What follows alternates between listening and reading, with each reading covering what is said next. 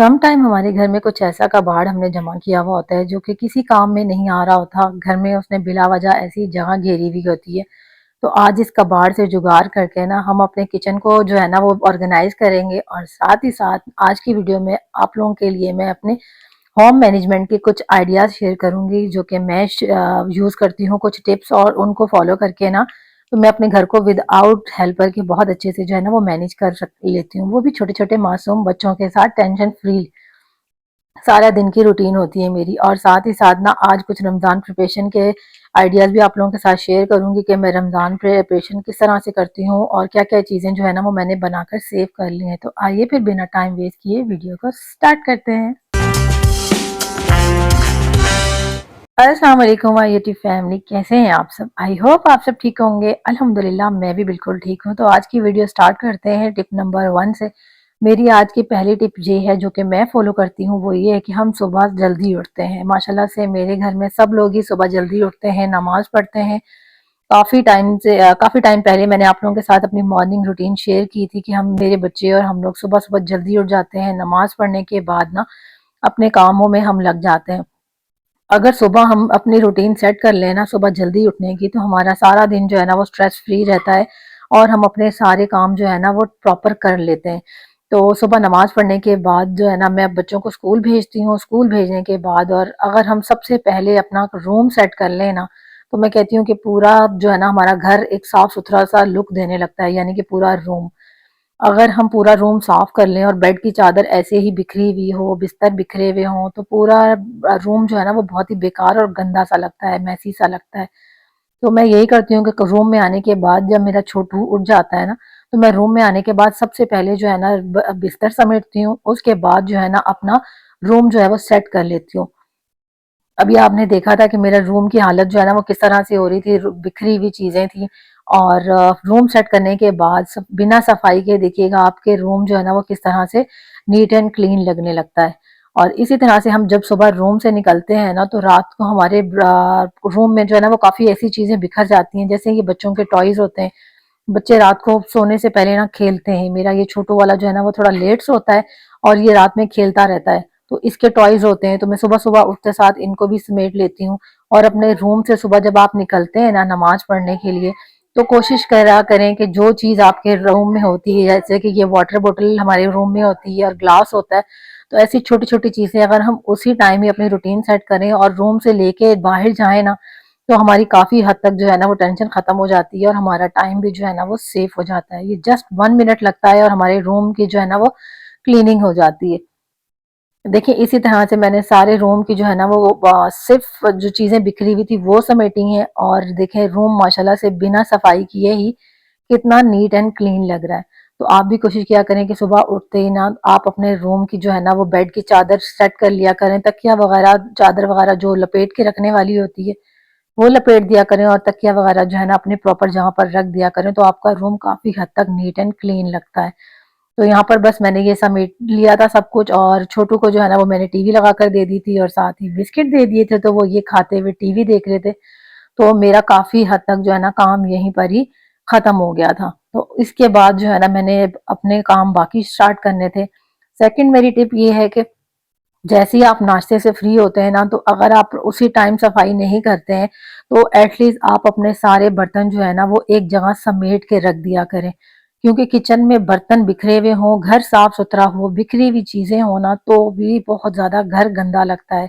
लेकिन अगर घर आपका गंदा भी है, यानी कि सफाई आपने नहीं की है, और आप अपनी सारी चीजें जो है ना वो समेट के रखते हैं, हर चीज अपनी ऑर्गेनाइज करके रखते हैं ना, तो मैं कहती हूँ कि आप 2 दिन भी अगर घर की सफाई ना करें ना, सिर्फ डस्टिंग कर लें, तो भी आपके घर का जो है ना वो निजाम चल जाता है। तो कोशिश क्या करें कि जो बर्तन हो आप साथ ही साथ धो लें। हमारे किचन में बर्तन सिमटे हुए रखे हुए हो ना, तो भी किचन में देखने में बहुत ही ज्यादा नीट एंड क्लीन लगता है। लेकिन अगर पूरा किचन आपका साफ हो और बर्तनों का ढेर लगा हुआ हो, सिंक जो है वो बर्तनों से भरा हुआ हो, तो पूरे किचन के लुक जो है ना वो बहुत ही खराब आती है, देखने में बिल्कुल भी अच्छा नहीं लगता। और ये जम्स वगैरह भी फैलते हैं, बीमारियां फैलने का भी जो है ना वो, मक्खियां जैसे कि आ जाती हैं गर्मियों में, चुंटियां वगैरह से, तो ये भी बीमारियां इससे जो है ना वो लगती हैं। सेकंड टिप मेरी ये है कि आप अपनी रूटीन को जो है ना वो क्लीनिंग रूटीन को सेट कर लें। जैसे कि वीकली आप देख लें कि आपने क्या क्या काम करने हैं, डेली रूटीन के आपने कौन सी क्लीनिंग करनी है, और मंथली क्लीनिंग जो है ना आपने कौन सी करनी है। जब हम ये चीजें सेट कर लेते हैं ना तो इसमें हमारी क्लीनिंग जो है ना वो हमारे लिए डेली आसान हो जाती है। जैसे कि मैंने डेली रूटीन में ये रखा हुआ है कि कोई भी एक कोना जो है ना वो किचन का मैं बहुत अच्छे से नीट एंड क्लीन करती हूँ।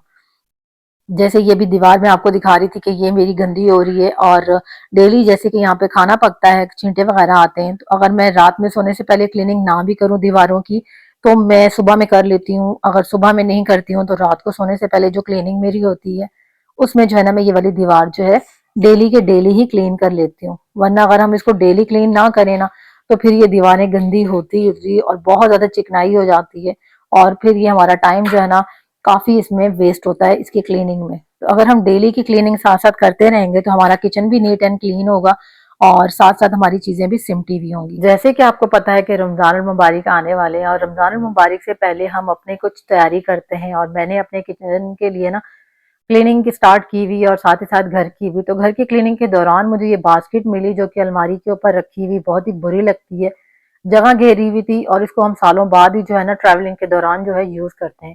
तो मैंने सोचा क्यों ना इसको मैं ग्रोसरी के लिए यूज कर लूं, और मेरी जगह भी जो है वो खाली हो जाएगी, और ये एक चीज भी जो है ना वो वेस्ट पड़ी हुई ना रीयूज होके सेट हो जाएगी अपनी जगह पे। तो ये मैंने सेट कर दी थी किचन में। ये नेक्स्ट वीडियो में मैं आप लोगों के साथ शेयर करूंगी कि मैंने अपने किचन की जो है ना वो सेटिंग किस तरह से चेंज की है और कौन सी जो है ना वो किचन की डीप क्लीनिंग की है।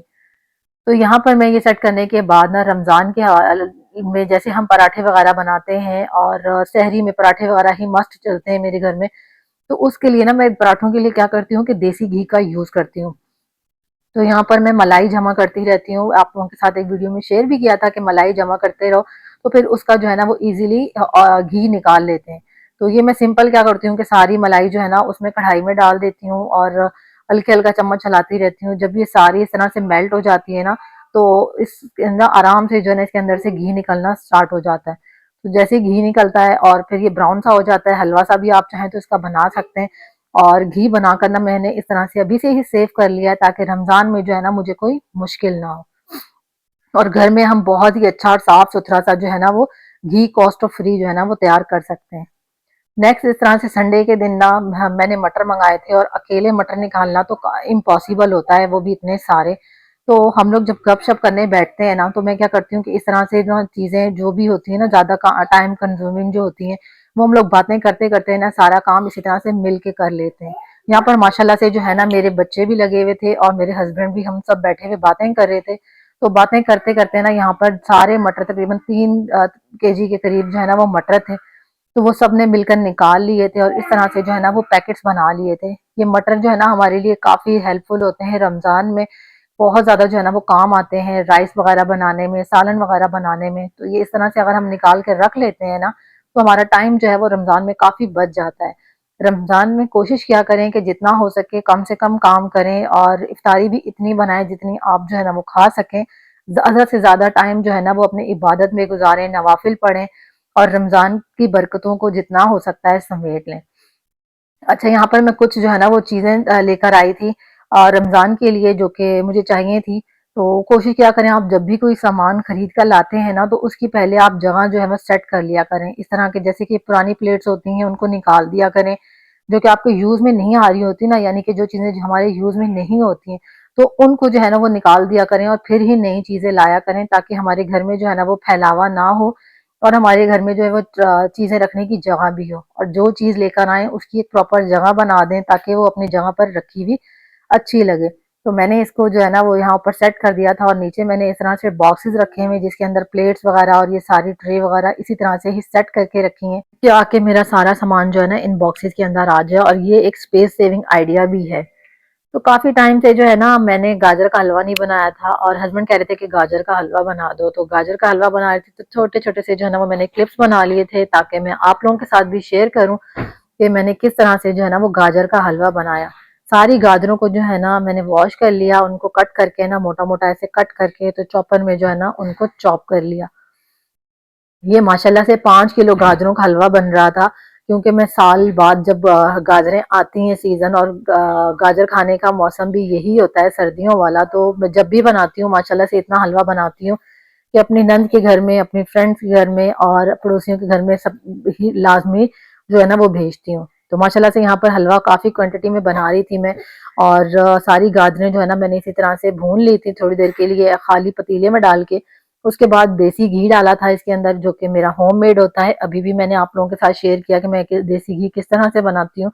और हमेशा ही जो है ना पूरा साल मेरे घर में अल्हम्दुलिल्लाह देसी घी होममेड होता ही है।